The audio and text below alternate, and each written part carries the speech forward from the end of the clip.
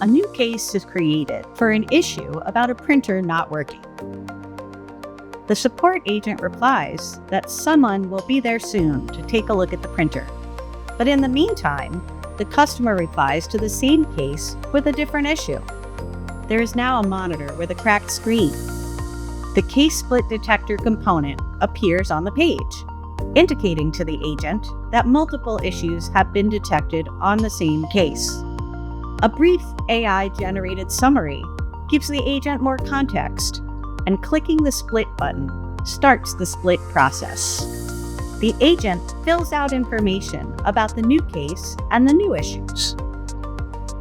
Related records are automatically carried over to the new case as part of the Smart Split functionality. Clicking the split button creates a separate case for the new issue.